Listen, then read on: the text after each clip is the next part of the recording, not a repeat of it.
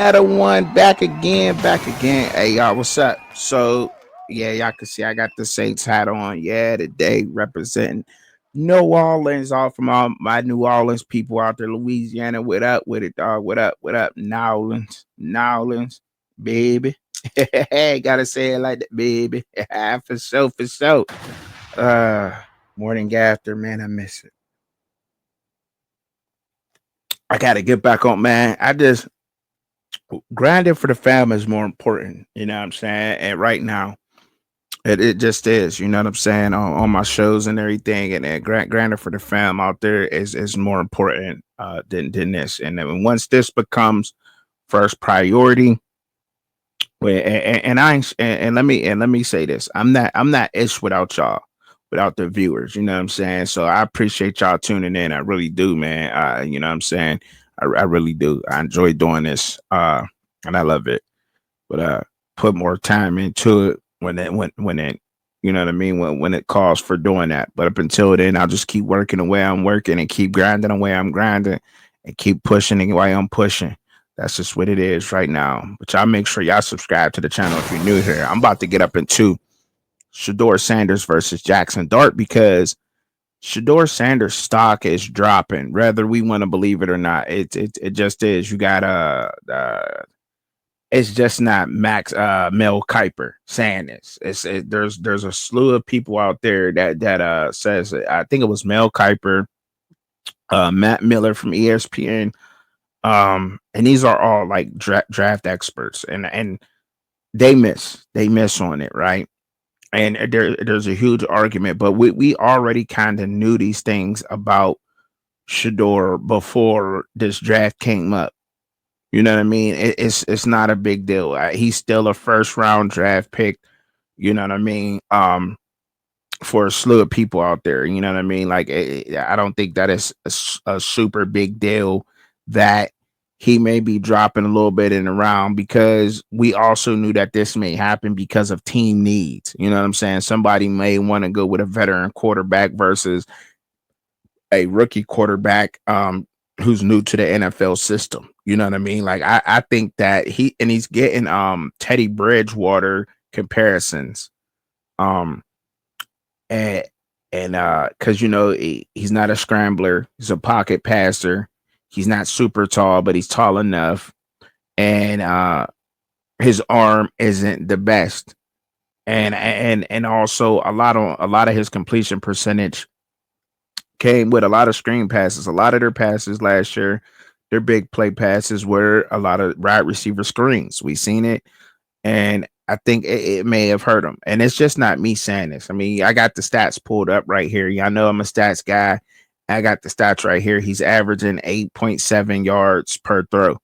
And the reason why that average has jumped up a bunch is because of the many times that he has hit Travis Hunter. You know what I mean? And no, Will Shepard didn't help that all the time. He dropped a couple, but a lot of that is because of Travis Hunter. I think Travis Hunter was averaging like 12 point something yards per catch. I could look it up real quick. It don't take nothing but a click, right? Because Travis Hunter was one of the best receivers. Yeah, see, he's average. Travis Hunter averaging 13 yards per catch. So a lot of that average that Shedeur had moving up is largely because of Travis Hunter, right? Um, and and then the completion percentage goes way up with that. LeJohntay's is 12.6. LeJohntay Wuster, he averaged about 12.6 yards per catch. Or he got about 12 yards per catch, right?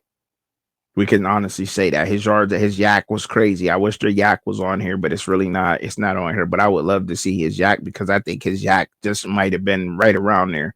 But Jaxon Dart played in a much tougher division, conference than both of these guys, than both of them, period, point blank. If I'm not mistaken, the ACC, and I know a lot of people out there really don't rock with the bowl games, but I do.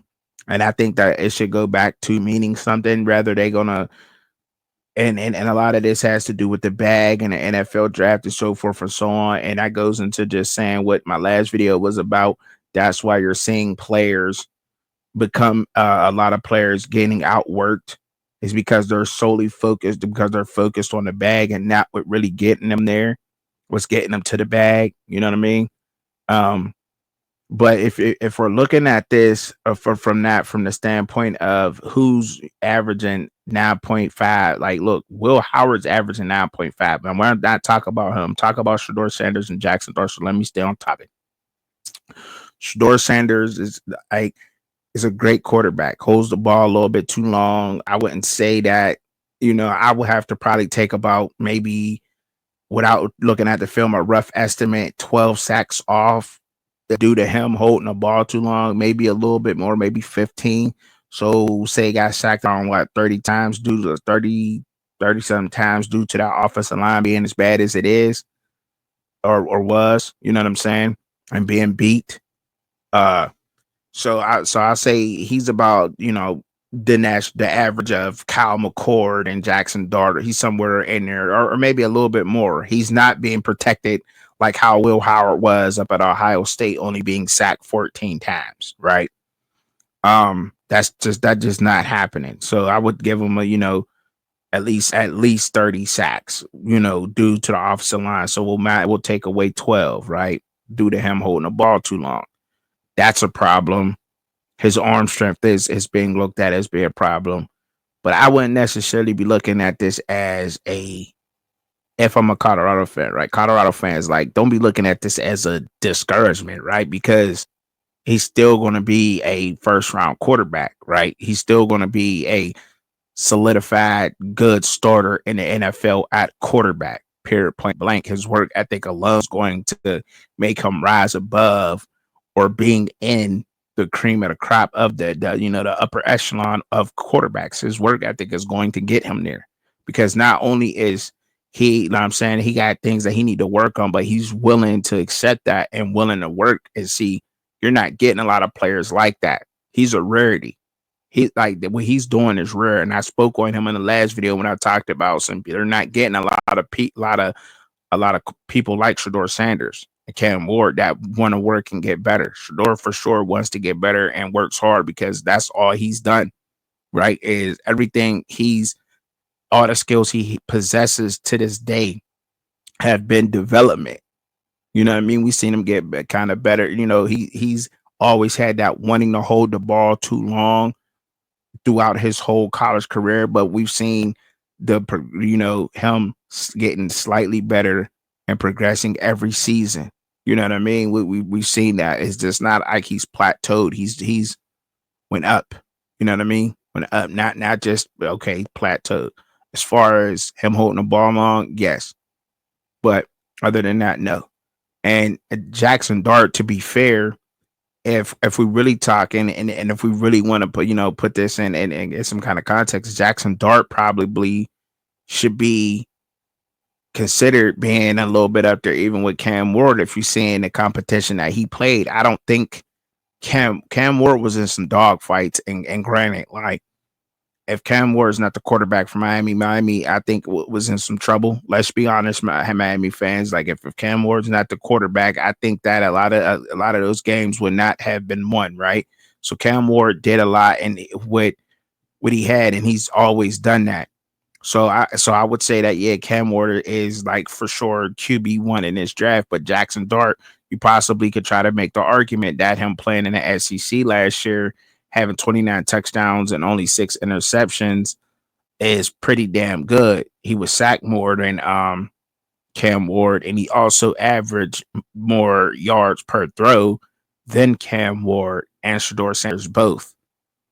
And I don't know if they're looking at this. Like I said, stats only tell part of the story. So if you haven't watched any of the games, then you wouldn't know. But see, what it tells me is that for sure he's thrown the ball.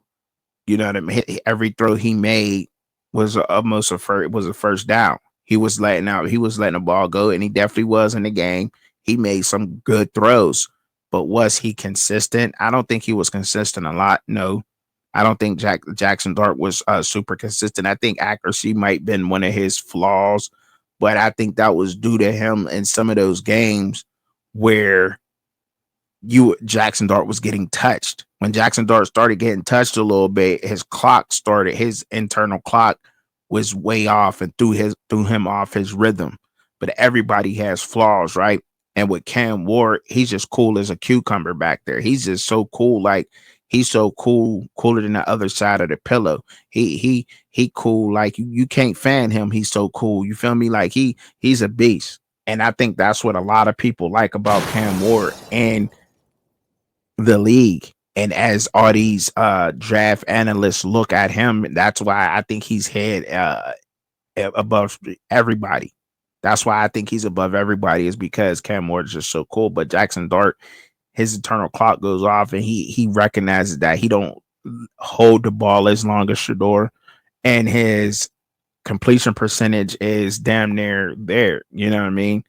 If Shedeur didn't throw 20 screen passes last season, or you know what I mean, or a couple of those 3-yard passes due to his offensive line being bad. I'm not saying that it wasn't, but the offensive line not being helping. I've been saying this, but people were saying no, but whatever. His completion percentage is pretty damn good. He's almost at a 70 completion percentage. You know what I mean? With averaging 10 yards per throw and almost 11, really 10.8. That's 11 in my book. You know what I mean? Um, he's a monster. And I think a lot of people knew that. And not only that, Jackson Dart is athletic enough. So I do think, and I will say this, like once Jackson Dart runs the 40, and everybody knows he's going to move up. We all know people move up because of the 40. But I think if his 40 impresses, for sure, that's going to put him above a lot of people because Jackson Dart can ball. He is a good quarterback. He is a good quarterback. Let's not get that twisted. Um, yeah, so when we get to looking at stats of and everything like that, yeah, you would also be talking about quarterbacks who are not being talked about, like Kyle McCord, Will Howard. This is all this year's draft class. Like that's fire to me. Kyle McCord, Cam Ward, Jackson Dart, Shedeur Sanders, Will Howard. Let's keep. Can we go? Dylan Gabriel. Who else is coming out this year? I think Seth Hannigan is coming out. From Memphis. Somebody probably get a diamond in the rough with that guy for sure. Quinn Ewers, and I believe Tyler Shaw is also coming out. Um, yeah, like just those guys, right? Just and I could keep going. You know what I mean? But Curtis Rourke, he's coming out from Indiana. I think he's out. I really like him. He definitely reminds me of Big Ben. Big, tall, white boy. Let's go. I'm calling it what it is. I'm a little bit stereotype, but like his play though, the way he plays, man. Um, and you'll definitely be able to get him in the later rounds because I don't think he's gonna run a real fast 40. I think he's 4'9", 4'8", 4'9" type of guy. Curtis Rourke is, you know what I mean? But he's just tough to bring down. He's very tough to bring down. And I'm using this, and I know I'm talking about Shedeur stock being down and everything. And this videos about Shedeur Sanders versus Jackson Dart. But why not talk about these other quarterbacks? Why, you know what I mean? I've talked about Jackson Dart and Shedeur Sanders and why Jackson Dart may be rising above Shedeur Sanders. I mean, if you guys want more, and I wasn't a part of the live, shout out to Rawhide and them. I missed this being knocked out, but not only that, he's more of the prototypical side. I mean, they're both 6'2", 225. I think Shedeur 6'2" also, and it's around the same weight. He's 215. So Jackson Dart got 10 pounds on him. Well, according to this anyway. Um, but yeah, I mean, and he played in the SEC, and his stats are almost identical. Almost. You know what I mean? He's leading them in passing yardage.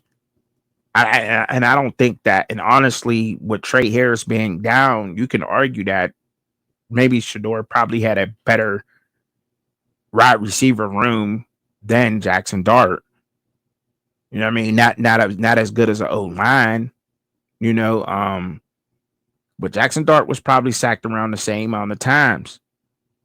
Like I said, if we take away the sacks that Shedeur held the ball too long, so I mean, they're probably around the same thing. I say if we take 12 away from Shedeur, that ends with 30. Jackson Dart was sacked 28 times, gives him 30. So I mean, they're almost the same quarterback, really. But when they but statistically almost the same, right? But when you get to looking at the pluses and minuses, what they're doing on film, you're saying to yourself, well, yeah, like let me take a shot at this Jackson Dart kid. I mean, Jackson Dart, I made me like him more. You know what I'm saying? And I don't see the big deal in that. I really don't see the big deal because me myself, and maybe it's just me because, like I said, I'm naming these other quarterbacks, and me myself, I talked about this class of quarterbacks being a lot better than what these draft experts are saying anyway. Because if four of these guys that I just named hit, that is a good class to me. That is a good class to me. If four of these guys hit, that is a good class to me. And I honestly think that these guys will hit. I don't really see all these guys are hard workers. All these guys have faced adversity. All these guys are hard workers. There's not one of these quarterbacks that I just went through that is not a hard worker. Kyle McCord, he threw 5 of his 12 interceptions in one game versus Pittsburgh in a very tough loss. Wound up bouncing back next week and straight whooping belt to ass the next week after that. Kyle McCord did that. And Cal McCord played up at the University of Ohio before he went this with Fran Brown up at Syracuse, 6'3", 220 pounds, threw 34 touchdowns in college. Yeah, somebody's gonna be taking him and he's gonna slide to somebody. And he's got enough, and that's the thing, like, I don't think none of these guys are slow. Now, NFL slow. That's why I want to wait and see what these guys are running in a 40, because if these guys are running good in a 40, things will shift. This draft will shift once their 40 speed becomes available. Because I'm telling you, there's a lot of people that are looking at Kyle McCord in the later rounds because of what these experts are saying. These defensive linemen and offensive linemen are so good. Like, okay, we'll see what happens with these quarterbacks. Kyle McCord, I think this, like, how could I say this? I think this class could be one of the better ones. And I've seen a lot of the other ones, but Kyle McCord's good. I think he's good. He'll be solid. Cam Ward, I think he's going to be a damn good pro. Jackson Dart, I think he got the potential to be a damn good pro. Shedeur Sanders, I know he'll be a damn good pro because his work ethic takes him there. Will Howard, another hard worker. That's all you heard about him. That's one of those Ohio State quarterback stigmas. But no, he comes from Kansas State, 6'4", 235. Some people might say that even Will Howard's the 6'5". Like, he's 6'4", like you know what I mean, close to 6'5" for real. You know what I'm saying? On some list, 6'4", 235. And he's moving like that. Yeah, bro, that's somebody that you want. And you see how he's played. And you keep him clean now. Now you keep Shedeur clean. Like, he's just gonna pick defenses apart. Period.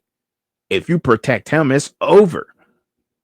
And I think a lot of people may know that, but like I said, Jackson Dart, a lot of these guys, you keep any quarterback clean. Dylan Gabriel, very athletic, very athletic. Um, you know, because he's an Oregon quarterback and he's Samoan or whatever, you know what I mean? He automatically gets Marcus Mariota. I think he's better than Marcus Mariota. I do think that. Now, college-wise, Mariota was just unstoppable in college. But pro-wise, translating over to the pros and seeing what Dylan Gabriel is able to do, reading defenses, taking what the defense give him. He's a very mature player, as he should be. But being able to read the defense the way that he is, their quarterback coach up at Oregon is great. I think Dylan Gabriel is for sure going to be. I think he'll have a better pro career than Marcus Mariota. I think Dylan Gabriel gets somewhere solid, and he'll make somebody very happy of having Dylan Gabriel, right? On their roster. All right. So then we take a look at the next one up. Who's the next one up? Seth Hannigan from Memphis. Let's not sleep on these guys, man.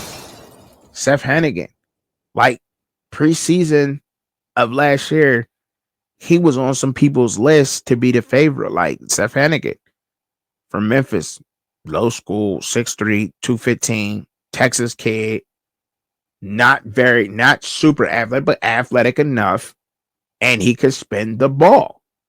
And I think that the production from the season before was better. Of course it was. It was a lot better. I think 2023 was his best, one of his best seasons. 32 touchdowns, 9 interceptions, as you see here, and he threw for almost 4,000 yards. That you know what I mean? It was down a little bit, about 300 yards, but he also had a tougher schedule. So they played tougher teams, and they had a tougher schedule than the year prior, right? And I think he played solid. But is it somebody that you got to reach for? Absolutely not. But his work ethic is there. Quinn Ewers. We know what Quinn Ewers could do. Now he got a bad name, bad rap, whatever. But let's see what Quinn Ewers go to. If he goes to the right system, I think he'll be solid. You know what I mean? Not somebody might stand out. Some people don't like this play style, and I get that. But Tyler Shaw, I like Tyler Shaw. 6'5", 225 from Louisville. Louisville, you know what I mean? Louisville quarterbacks. He's definitely got the size. 225 pounds. Not the fastest guy, but fast enough. You know what I mean? And he can spin the rock. We seen what he did in some of these games. He was chopping them up. Tyler Shaw was chopping teams up, piecing them up. Pink, pink, pink, pink. Piecing them up. Man, and last but not least, a guy that I was huge on last all season. I think now I'm gonna take credit for this. See, only a few of us really know about this, right? But I was first talking about Curtis Rourke. I was calling him Curtis Wright. That's what I was calling him. I was talking about him first before the world knew about Indiana's quarterback and Indiana Hoosiers. I was talking about the Hoosiers. Go back and look at y'all could go back in my archives. I made a bunch of videos talking about I broke down the whole Big Ten. Me and Shad both, I think we broke down the Big Ten, the SEC, ACC, and the Big 12. So let's I did them all. And I would appreciate, you know what I mean? I put it in him. I've been big on him, and I'm going to stay there. He's completed almost 70% of his passes. He's only thrown 5 interceptions. He's averaging 9.5 yards per throw. Did he throw for as many yards as them? No, he didn't have to at Indiana. They had a decent run game. He's been only sacked 20 times. But he faced pressure pretty well. Like, and I think that may be his one knock is like, in pressure, what did he face? Like, that may be his one knock, I think. You know what I mean? That under pressure, like, you know what I mean? What did he look like? But how many quarterbacks is going to look super good under pressure? Like, how many? But I think Curtis Rourke is going to be a solid pro.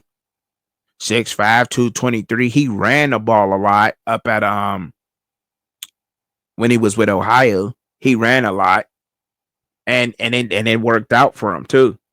So you look at his career. So if we took a look at his career stats, you would see, like, it just click on rushing wise real quick. Like, he didn't really rush a lot this year.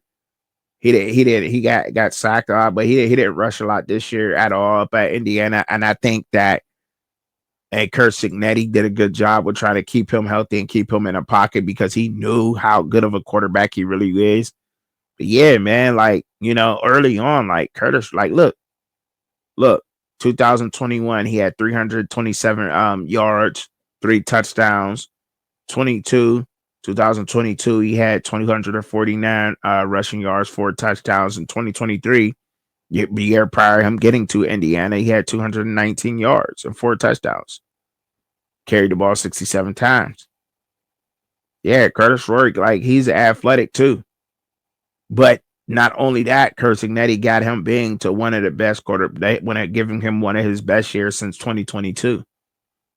Besides rushing wise, but he kept him in a pocket for the most part.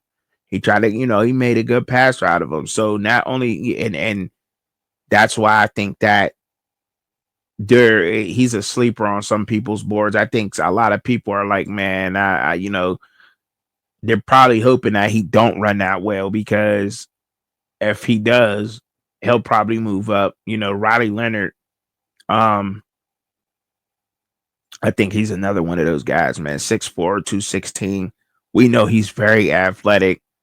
But what would he do with the, what I'm saying, is passing the ball, you know what I mean? Because he's giving me Daniels vibes bad over at the Giants, man. Maybe because he went to Duke or whatever, but Jalen Milroe, we know he's super athletic already. So his decision making, he got to work out 16 touchdowns, 11 interceptions. That's just not gonna work. But he got some things to work on. So he'll slide, and so will Riley Leonard, and so will Curtis Rourke.